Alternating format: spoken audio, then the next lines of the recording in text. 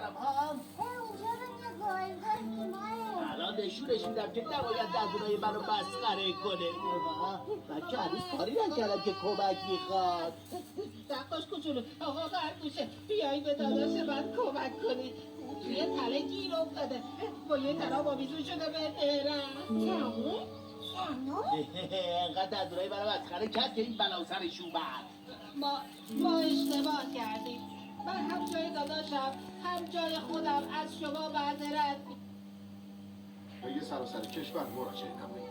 کتاب خوب را خوب بخوانید.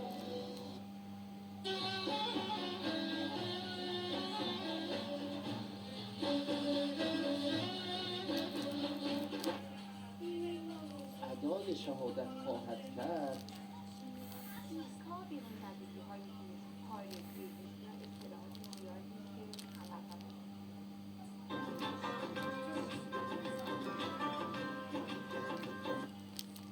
اگه ناراحت باشی دوست داری با کی حرف بزنی؟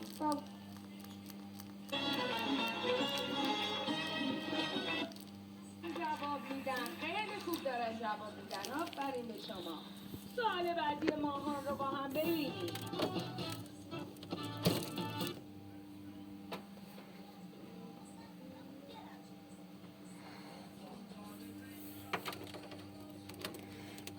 برگرون